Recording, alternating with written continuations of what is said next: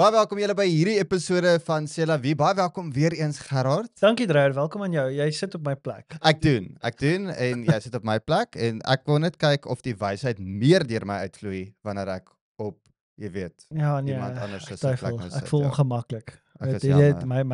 my naam is op daai stoel. Ja, Ek voel van balans af om hierdie kant te sit. maar dit is goed om jouself in Change ongemaklike is as good situasies as an te holiday. Ek sien jy's daarom gemaklik, jy het jou koffie so, Ek het. jy weet, alles is lekker. Ja. Ek is. Ons lewe in 'n koffiedrinkkultuur. Het jy al daaraan gedink? Ja. Dit is nogal 'n groot ding. Soos by die kerk, Ja. goeie koffie, maak al so groot verskil in terme van wat by die kerk gebeur wanneer ons hier saamkom. Is al lekker koffie is dan nou nie. Dit my dry die vraag wat by my opkom. Jy Mm. praat nou so van 'n koffiedrinkkultuur. Het daar toe nou iemand jou gebel na Daar het my laas niemand nie, week? want daar was nie 'n volle nommer op die video gewees nie, so toe kon dit dan nie gewerk het nie. Ja, Wow, dit okay. is ek sê nie ons gaan dit nou doen nie, maar dit is in elk geval nie waaroor hierdie gesprek Is gaan dit nie. is dit wat jy Reino, dalk moet jy dalk net die volle nommer. Ek dink jy moet op 'n gesels met Ry nou, gesels met my. Okay, Dreyer. Maar dink geraai, die Ja. koffiekultuur, né? Ja. Selfs al wil jy nie gaan koffie drink, koffie self nie, dit het nou al die uitnodiging geraak. Hoor jy, ons moet bietjie gaan koffie drink. Ja, dit was sê ding geword. Dit is 'n sê ding, net soos wat alle lipbalms is nie lippies nie, maar ons praat van net vir my lippies. Dit is net so koffie drink, of wil ons nou 'n milkshake gaan drink of tee drink, ek sal nooit tee bestel by 'n restaurant nie, dis 'n hele ander gesprek, maar ons hoor daai woorde baie, ons moet bietjie gaan koffie drink. Ja. Maar die hoeveelheid, ons moet bietjie gaan koffie drink, teenoor die hoeveelheid koffies wat eintlik dan uiteindelik gaan gedrink word, Ja. daar's 'n dramatiese verskil in dit. Ja. Dit is almal gaan nie uiteindelik deur daarmee nie. So ek is al geoefen daarin dat wanneer iemand vir my vra of sê, ja, ons moet weer iewers bietjie gaan koffie drink, dan's my onmiddellike terugvoer is, okay, wanneer? Ja. Wanneer gaan ons gaan? Ja. Geef my 'n tyd, geef my 'n dag, Ja. want ek weet dat as ons nie in daai oomblik 'n tyd gaan vasmaak nie, Ja. dan gaan dit nie gebeur nie. Ja. Dan gaan dit nie gebeur nie. So soms reageer hulle goed, dan sal hulle sê, "Oh, great," want jy kan amper sien daar's hierdie nuwe spark en hulle sommer ook. Hulle sê, "Oh, ons gaan actually gaan koffie drink." Ons gaan sien net 'n vals uitnodiging nie. Ja. Maar dan baie anders sal baie gou met verskonings opkom. En dan sal hulle sê, "Oh, okay nee, maar net hierdie week is nou nog bietjie besig en Ja. ek sal gaan kyk en jou laat weet." En dan weet ek sommer, "Oh, okay, hierdie gaan heel moontlik nie gebeur nie." Met baie mense wat ek nou al weet, ons het al baie gesê, Hmm. ons gaan koffie drink, dan sal ek vir hulle sê, "Okay, is reg. Stuur jy vir my boodskap oor wanneer jy kan Ja. en dan gaan ons." En dan Ja. meeste van daai mense sien ek dan oor lang tyd weer nie. Ja. So, Ja. Dit is net baie keer hoe dit werk. Ek dink baie van die mense bedoel mooi met daai uitnodigings. Ja. Ek dink 'n klein deel van hulle wil. Hulle is soos, Ja. "Oh, ons moet bietjie tyd maak om te gaan koffie drink om tyd saam te spandeer." Maar as daai verhoudings net daai uitnodigings net uitnodigings bly, Ja. dan word in die eintlike daad drink van koffie drink nie gebeur nie, dan Ja. beteken daai uitnodiging eintlik nie veel nie. Ja. En ek dink baie mense maak daai tipe verskonings. Maar dit is die ding wat wat ek ons al baie keer hier ook al gesê het, daar's 'n groot verskil as dit kom by goeie voornemens teenoor dade en aksie. Ons is geneig om te sê ons moet bietjie gaan koffie drink of Ja. ek wou dit so graag doen en dan na die tyd dan partykeer dan sê die mense sê ja, ek is so spyt ons het dit nie gedoen nie. Hoekom het ons nie gegaan nie? Of ons sal sê, "Ag, ek het vergeet. Ek is so spyt. Ek wens ek het dit gedoen." Maar Of wanneer dit gebeur, dan sal hulle sê, "Oh, ons moet hierdie meer doen. Dis so lekker. Ons moet wat eintlik ook 'n dit net goeie meer-" voorneme Ja, is. Ja, wat ook 'n goeie maar voorneme dit is. gebeur nie noodwendig meer nie. Maar dit is juist die probleem met goeie voornemens. 'n Voorneme alleen beteken absoluut niks nie. Dis net woorde. Dit dra geen gewig nie. So jy kan die beste voorneme hê om met iemand te gaan koffie drink. Ja. Maar as jy nie fisies gaan koffie drink met die persoon nie, dan was dit net woorde. Dit is geen. So voornemens moet oorgaan in aksie. Dis een van die belangrikste dinge wat ons as mens moet leer doen. Ons doen nie dit nie. Ons is baie lief daarvoor. Dis amper asof ons 'n tipe van oortuiging in ons binneste het van dit is wat ek nou gaan doen. Ja. En dit op sigself baie keer is vir ons genoeg om te voel, wel ek het dit dan gedoen. Ek het klaar die goeie ding gedoen. Ek het die idee geïmpliseer. Ja, maar dit het nie gebeur nie. So niks het daarvan afgekom nie. So dit beteken dan absoluut niks nie. Ja. En dit pas nogal mooi in by waar ons praat hierdie afgelope paar weke. Ons praat ons het begin die eerste week met die Heilige Gees, die vervulling van die Heilige Gees. Daardie eerste keer dat die disippels bymekaar gekom, hulle was op een vertrek saam besig om te wag. Op een plek waar Jesus net voor sy hemelvaart sê Jesus gaan Jerusalem toe wag daar vir die geskenk wat die Vader gaan gee, die gawe wat die Vader gaan gee. En toe sê dit hulle sit daar so ewe skielik is hoor die wind wat inkom in die vertrek en 'n vuur wat inkom wat verdeel op tonge op elkeen van hulle en hulle is toe gevul met die Heilige Gees. En die teken daarvan is dat hulle was individuele mense is gevul met die gawe van die Gees. So onmiddellik is dit nou 'n prentjie van dat God se teenwoordigheid is nou nie meer net op een plek nie, soos in die tempel nie. God se teenwoordigheid is nou by jou en by my. God se hart is nou by jou en by my. God se missie leef binne in jou en leef binne in my. En die tweede week het ons gepraat dat okay, maar ons het net die individuele vlam waar ek wegkyk van myself af en ek kyk na hom waar hy vir my sê wie ek is. Hy gee vir my amper 'n nuwe identiteit van wie ek is vir hom en in hom. Maar dan roep hy my om deel te wees, om my vlam te bring om 'n deel te maak van sy vuur. En sy vuur is die eklesia, die kerk. Ek en jy is gemaak om deel te wees van 'n kerk. Weet, ons het laasweek so lekker gesels oor kerk en hoe belangrik kerk is en die verskillende idees wat mense het oor kerk. En mense besef net eintlik weer eens dat die Bybel is vol van hierdie uitnodiging van om deel te wees van hierdie byeenkoms, samekoms van God se mense. Dit is oor Paulus se man oor en al die briewe wat hy geskryf het was vir gemeentes, baie van hulle. En om juis hulle te bemoedig om hierdie werk te doen wat God die gemeente geroep het om te doen. En dit is ook waar ons nou gister oor gepraat het, is juis daai ding van dat ons is geroep om God se missie op aarde uit te leef. Dat dit nie net 'n goeie voorneme vir ons is nie, maar dat dit eintlik oorgaan in 'n aksie. Net ek wil gou vir hierdie lees. Dit is 'n aanhaling van Charles Spurgeon, maar dis harde woorde wat hy hier sê. So hy sê I believe a large majority of churchgoers are merely unthinking, slumbering worshippers of an unknown God. Dis verskriklike woorde amper. Nou dit maar toe ek dit lees, toe dink ek by myself, ek was ook al vir baie lank in my lewe skuldig aan dit. Ek was dit. Ek was die een wat baie keer gesê het, jy weet, ek het al my manier van kerk toe gaan. Ek het my manier van betrokke wees. Ek het my manier van gee. Ek het my manier van hoe ek my tyd spandeer. Ek het my manier van dinge doen. Ek het my manier van evangeliseer. Maar daai woordjie my, en dit is 'n baie groot probleem, want die my moet ek juis vanaf wegkyk. En dit is wat, dit het my nogal getref.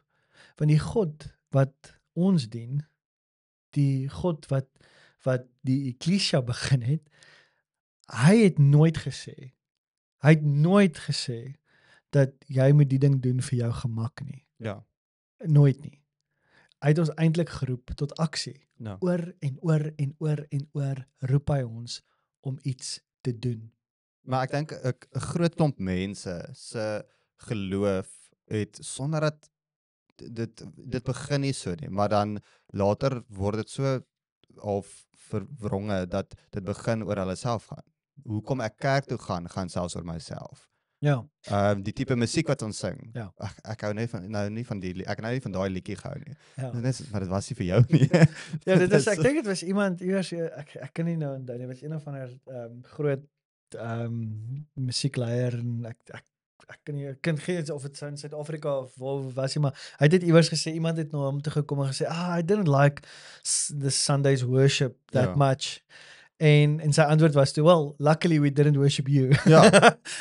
Maar dit is nou presies die ding. En ek dink, dit is waar ons 'n baie groot deel van die disippelskap begin verloor het. Dis die feit dat dit gaan, want disippelskap beteken ek moet iets aan gee. Maar ek bid eintlik vir wat ek nodig het. Ek kom kerk toe vir wat ek kan ontvang. en dat dit tot my toe gekouter word en so gedoen word. Maar iewers het ons die ander gedeelte wat sê, hey, jy moet 'n disipel wees, jy moet gaan, jy moet met ander mense gaan gedeel word. Het ons verloor dit iewers. So ek dink natuurlik dis daar die twee komponente aan die ekklesia, die bymekaar kom. Die een komponent is dit is wat ons laasweek gelees het waar Paulus sê moenie dronk word met wyn nie, maar word met die Gees vervul. En dan sê hy, sing saam, praat saam, doen saam, en hy sê al daai gedeelte in Efesiërs. En dis juist die punt. So daar's 'n komponent van vol word. Ja. En hierdie vol word begin natuurlik by my persoonlike stilte tyd met die Here. Ja. Maar dan bring ek dit ook na die ekklesia toe en ons praat saam daaroor. Terwyl jy vertel my van iets wat jy raak gelees het. Ja. Jy vertel my 'n getuienis. Jy bou my op. Ek voel sommer wat sê geïnspireerd, gemotiveerd en geïnspireerd en dan gebid ek oor en dit maak amper al dat die vlam in my meer wakker word en dan gaan ek uit. Maar dit is hoe dit behoort te wees. Dis wat Paulus daar sê. So daar is 'n komponent van vol word in die gemeente. Ja. Maar dan is daar ook daai gedeelte wat praat van, jy weet, ons raak vet. Ons raak vet want ons kry net in, ons gee nie uit nie. En dis die probleem, want in die oomblik van 'n kerk net 'n plek raak wat ek net waar dit is oor vir my om vol te raak en vir my om te kry en vir my om te ontvang en jy weet die woorde wat ek regtig net nie van hou nie. Nou ek is bang ek kry e-posse met hierdie maar daai woorde van hierdie werk nie vir my nie. Ek hou niks van daai woorde want okay, ek verstaan die konteks in sekere sin, maar daai woorde werk nie vir my nie. Is altyd woorde wat vir my pla want gaan hierdie net nou oor jou of gaan dit oor die groter ekklesia? So, okay. So die groot ding is dat Jesus se laaste opdrag aan sy disippels was gewees, gaan dan en maak die wêreld my disippels en doop hulle in die naam van die Vader, Seun en Heilige Gees. Ja. Kort daarna het Jesus is hy opgevaar. Die disippels wag in een plek bymekaar vir die gawe wat God gegee het. So hulle het nie onmiddellik dit begin uitleef nie. Nee, hulle het gewag vir die gawe van die Gees. Die gawe van die Gees word uitgestort op hulle en dit het hulle die vermoë gegee om dit te doen wat Jesus vir hulle gesê het om te doen. Ja. Dit het hulle so in wat Hudson Taylor geskryf het, hy het gesê the Great Commission is not an option to be considered, it is a command to be obeyed. Ja. Dis iets wat ons moet doen. Ons het nie 'n keuse nie. Maar die Gees vul my en gee vir my die vermoë om dit te kan doen. En baie keer is dit so eenvoudig soos net 'n eenvoudige gesprek. Nou wat gister gebeur het, is vir my iets wonderlik. Ek het dit beleef en dit was vir my so lekker om te sien. Net na ons diens. Was daar mense wat besoekers is in ons gemeente. En iemand het buitekant het beweeg na die voorste rye toe in ons auditorium en het regtig deur jy kon sien hy was aangedaan en dit was die persoon gaan deur 'n moeilike tyd. Hierdie mense stap toe verby en hulle sien dit raak. En iets, hoor nou die woorde, iets in hulle binneste. Nou ons weet wat daai iets is. Iets in hulle binneste sê, maar hoorie, hoekom moet ek wag dat iemand anderste vir hierdie persoon gaan bid? Is dit nie ek wat dit moet doen nie? Ja. En hulle het net daar gaan sit by daai persoon en vir lank by daai persoon gesit. Die persoon se storie gehoor, saam met die persoon gesit en huil en saam met die persoon gebid. Wat 'n wonderlike iets was dit nie. Onmiddellik het daai persoon gesê, hulle het opgestaan en gesê, ek is geroep vir hierdie. Ja. Hierdie is nie net iets wat gedoen word deur sekere, jy weet, net pastore en beraders wat hierdie moet doen nie. Nee, ek is geroep hiervoor. Ek is deel van die ekklesia, so ek doen dit.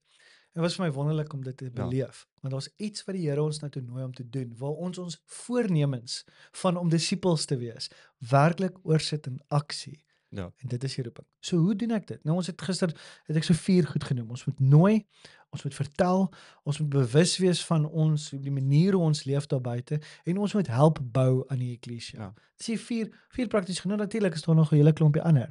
Jy weet, maar net om prakties te gaan kyk na die maklikste goed, die element die heel eerste dinge om te doen, die wegspringplek is om die eerste tree te gee. Ja. Nou daar is die wonderlike verhaal. Jy weet in die Bybel oral dan lees 'n mens net van hoe God wonderwerke doen, maar daar was altyd 'n komponent aan dit van die mens wat ook iets gedoen het. Iets gebring het, een tree gegee het. Byvoorbeeld, toe Jesus daardie man wat blind is, toe hy gespoeg het in die grond en hy die modder gemaak, toe plak hy die modder op die persoon se oë. En dan sê Jesus vir die man, gaan was jou in die poel van Siloam. So onmiddellik nou moet jy jouself in die skoene sit van daai oomblik, né? Hierdie man sit daar, hy's blind. Ja. Hy kan nie sien nie. Die Bybel sê nie hy was onmiddellik genees toe die modder op sy oë geplak is nie.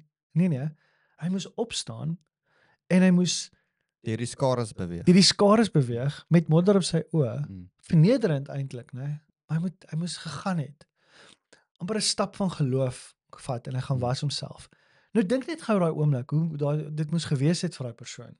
Moes erg gewees het. Hoekom het Jesus my nie net gesond gemaak het? Hy raak nou net ontslaaf van my, maar Ja. my net uit die pad uit kry. Ja, Hy dit voel nooi so. jou om deel te wees van dit en hy gaan was homself en hy kan sien. Ek dink daai ou man was natuurlik verheug geweest. Ja. Toe Jesus die man wat verlam is gesê het, tel jou bed op en loop.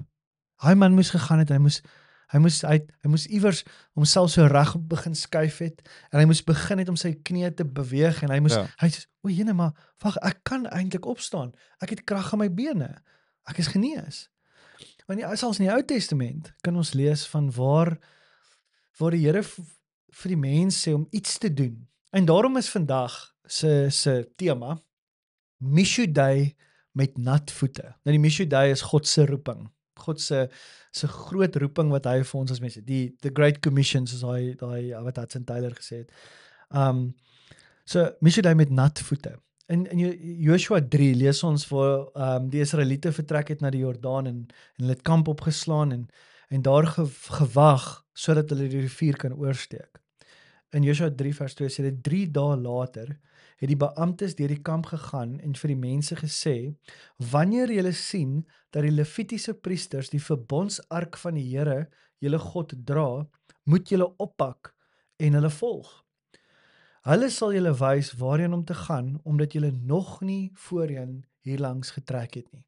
Ja. So onmiddellik, gaan nou in die oomblik as julle sien die manne tel hierdie verbondsark op, dan moet julle begin gaan. Maar wat vir my so mooi is daarvan is, ek hou van die woorde wat hy sê, die plek, hulle gaan vir julle wys waar om te gaan, want die plek waar julle gaan, het julle nog nooit gesien nie.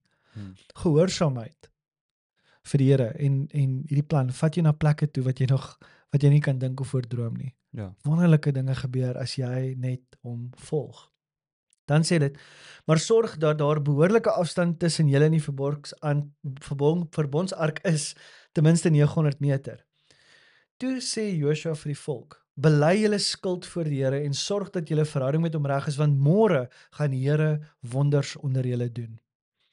So dit is asof hy vir hulle sê, maak julle self reg, berei julle self voor, maar julle moet iets doen.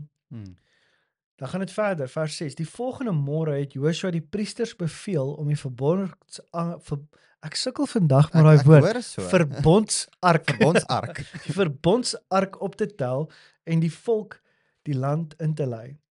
In vers 8 sê dit, sê vir die priesters wat die verbondsark dra, dat hulle by die Jordaanse kant in die rivier moet wag, as hulle daar aankom. Joshua roep toe die Israeliete nader en sê vir hulle. En hy sê vir hulle, die Here gaan die plek vir ons oopmaak en sovoorts en sovoorts. In vers 13 sê dit, sodra die priesters die verbondsark dra, hulle voete in die water sit, sal die Jordaan ophou vloei. Dan sal die rivier aan die een kant opdam.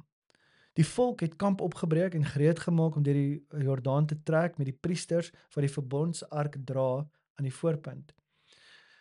En dan vers 15, soos gewoonlik, nou hier is 'n detail wat ingeskryf is, wat so belangrik is vir ons om raak te lees, soos gewoonlik, in die oestyd, was die Jordaan tot oorlopends toe vol.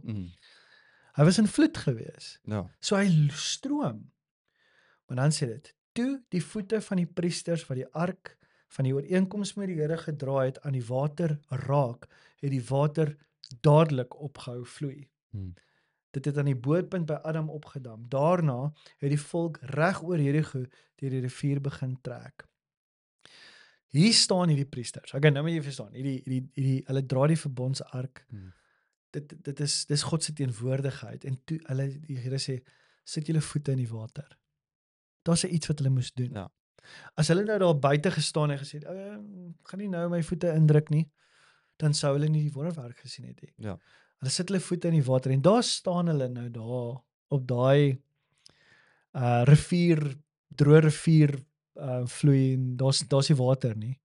Dink net gou hoe vreesaanjaend moet dit wees. Jy het nou net gesien hoe stroom hierdie Jordaanrivier. Jy weet sommer as hierdie water nou hierbo gaan begin vloei, dan is ons weg. Hier staan hulle en die volk reis deur. Ja. Hulle moes iets doen. Hulle moet daar staan. Dis amper soos die storie van Moses, maar tog natuurlik anderste.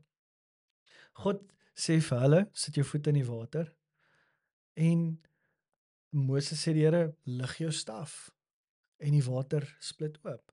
En natuurlik is daar baie verskonings wat die mense kan dink. Ja, nee, die rivier is in vloed. Ons kan nie dit doen nie. Ons kan nie daar gaan staan nie. Ja. Die water is net eenvoudig te sterk. Maar almal wat deur die water geloop het, moes saam met Joshua die Here vertrou met hulle hele lewe. Gesê, Here, ons gaan doen wat U sê. Ek wil nie net op droë grond loop en veilig speel nie. Dis nie hoe ek my lewe wil leef nie. Ek wil in die koue water my voete druk en net daar met nat voete die Here vertrou om die res te doen.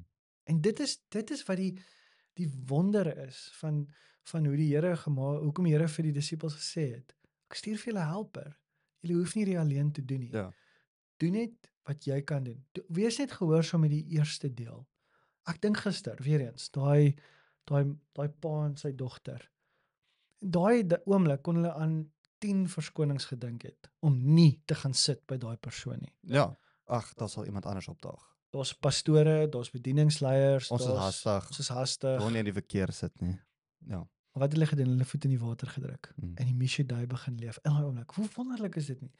Dit vat net om ja te sê en om aksie aan die voorneme te sit. Dink net deur hoe moet George lyk? As ons en ek sê nie deur enigsins. Want as ons dit doen, dan mis ons ook die pot, né? As ons nou hier Bybel onder die arm, straathoek staan en skree draai of braai, dan mis ons die punt. Maar as ons vanuit ons eie lewe uit, vanuit ons eie stikkendheid uit ons eie lewe uit, ons eie opwinding, die manier hoe ons lewe leef en al daai dinge, met mense begin vertel van die goedheid van God, dan begin dinge te draai. Wat sal gebeur as meer mense kyk na jou Dreyer en sê, ja, ek kyk na Dreyer se lewe en elke keer wanneer ek sien hoe hy maak met moeilike tye, dit is 'n goeie voorbeeld vir my. Ek wil ook uitvind wat dit is wat hy het en hoekom het hy hierdie wat ek so nodig het. Mag ons so leef. Mag ons leef met God se roeping met nat voete. Mishudai met nat voete.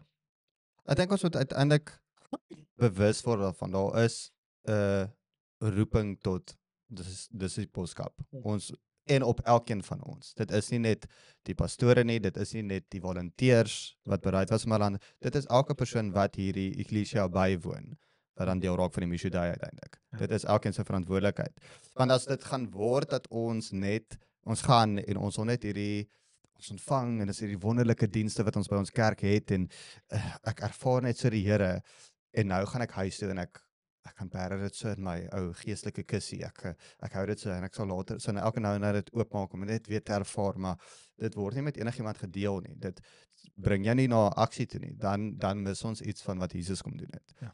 'n storie wat vir my dit so mooi uitbeeld is die storie van die vrou, die Samaritaanse vrou by die put. En net so vinnig en kort, die vrou natuurlik, Jesus kom maar aan, sy disippels gaan in die dorp in om vir hulle kos te kry. Jesus gaan gesels met hierdie vrou en hy vertel haar hele geskiedenis vir haar en sy besef dan sê dit dan Johannes 4 vers 39 tot 42, uit daardie dorp het al baie van die Samaritane in Jesus begin glo. So dis nou nadat hy vir haar vertel het en sy hardloop in dorp toe en sy gaan vertel vir al hierdie mense. Baie mense in Jesus begin glo op grond van die woorde van die vrou wat met oortuiging kom vertel het. Ja. Hy het my alles vertel wat ek gedoen het. Toe die Samaritane by Jesus aankom, het hulle hom gevra om by hulle tuis te gaan. En hy het 2 dae lank daar oorgebly. Baie meer van hulle eie mense het op grond van sy woorde begin glo. Hulle het toe vir die vrou gesê, ons glo nie meer net op grond van wat jy gesê het nie. Ons het nou self gehoor wat hy sê en ons weet dat hy regtig die verlosser van die wêreld is. So daar's hierdie ontmoetingsoomblik. En ek dink elkeen van ons het daardie ontmoetingsoomblik met Jesus. Ons deur die Heilige Gees ontmoet ons God en ons hierdie verandering wat ons lewe na vore kom, ons aanvaar Jesus Christus as ons verlosser. En dan van daar af, as jy van daar af gaan, dis wonderlik, ek het nou verlossing ontvang, nou gaan ek saggies gaan leef met dit. Ek dink dis glad nie hoe dit bedoel is om te wees. Hierdie vrou se storie gee vir ons so 'n mooi voorbeeld. As sy nie gegaan het en vir almal gaan vertel het hierdie getuienis van wat Jesus in haar lewe kom doen het, dat hy haar gered het, hy het haar aanvaar en hy gaan haar verander in hierdie nuwe mens in, dan het niemand van daai mense in Samaria tot bekering gekom nie. Ja. Niemand sou dan daardie woorde gesê het, ons glo nou op grond van wat hy self gesê het nie. Ja. En dis deel van wat ons glo by ons tieners ook. Ons slogan wat ons daar het, laat jou lewe raas. Ja. So dit gaan nie net oor om nou spesifiek net te kyk waar kan ek gaan evangeliseer nie, maar hoe kan ek hierdie evangelisasie deel maak van elke deel van my lewe? Ja. Hoe kan elke deel van my lewe betrokke wees of 'n manier wees om mense te nooi na die evangelie toe? Ja. Jy het dan net gesê hoe 'n persoon moeilike tye hanteer. Sê baie van dit wat hulle glo. So om regtig dit deel te maak van alles wat ons doen, maar as ons dit gaan uiteindelik toelaat om net iets te wees wat dit bly die hele tyd net by my. Ek ontvang en dit bly by my, dan mis ons totaal aan die punt. 'n Laaste ding wat ek vinnig oor dit wil sê is Robbie Gallaty het gesê, when the church becomes an end in itself, it ends. When Sunday school, as great as it is, becomes an end in itself, it ends. When small groups ministry becomes an end in itself, it ends. When the worship service becomes an end in itself, it ends. What we need is for discipleship to become the goal. And then the process never ends. The process is fluid, it is moving, it is active, it is a living thing. It must continue to go on. Every disciple must make disciples. So dit is so belangrik dat ons moet uiteindelik gaan en ons moet ook gaan getuig. Ons moet ook gaan deel oor die goeie nuus van Jesus Christus deur ons lewens, maar ook deur ons woorde. So nie net deur dade nie, maar deur ons woorde ook. Nou die dag trouwens, kry ek 'n oproep en iemand sê toe vir my dat hulle gaan vir my 'n baie groot geskenk gee. 'n Regtig 'n groot geskenk. Okay. En die eerste ding wat ek toe doen is natuurlik, ek kan amper nie glo ek hoor dit nie. Ja. En ek sê okay, wonderlik, dankie baie. Ek het nie amper nie woorde nie. Ek het letterlik nie woorde nie. En wat is die eerste ding wat ek toe doen? As ek tel my foon op en ek bel my vrou. Ek bel my ouers daarna. Ek vertel so ver as wat ek kan, begin ek te vertel. Kan ek vir julle vertel wat nou net gebeur het? Van hierdie verwagting van 'n geskenk wat Jy weet, wat gebeur met ons as jy iets wonderlik beleef? Trou die dag wanneer jy vir my sê jy trou. Ja, nee. Kom ek doen nie dit nou nie, Sam.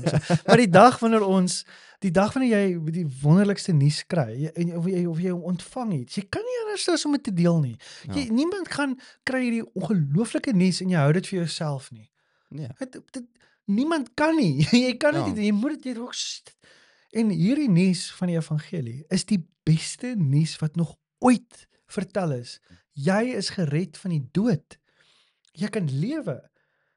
Hoe ongelooflik moet dit nie wees nie. Hoekom is dit nie in ons ingebou nie? Maar die probleem is, soos ek al 'n paar weke terug gesê het, ons raak so familier met kerk en dit wat ons hoor in die kerk, dat ons vergeet hoe dit was. So dis nodig vir ons om baie keer net vir 'n oomblik stil te word en te dink, hoe was dit by daai eerste mense? Hoekom was dit so aansteeklik? Want hulle kon nie help. Hierdie nuus is absoluut verregaande groter as hulle ooit gedink het kan gebeur. Dit God se teenwoordigheid. Die God wat want onthou in die tempel, as jy instap daar en jy's nie gereinig en reg nie, dan het jy dood neergeval in God se teenwoordigheid. Daarom het die priesters wat een keer 'n jaar daar kon ingaan, heiligste van die heiligste kon met hulle tou om hulle vasgemaak.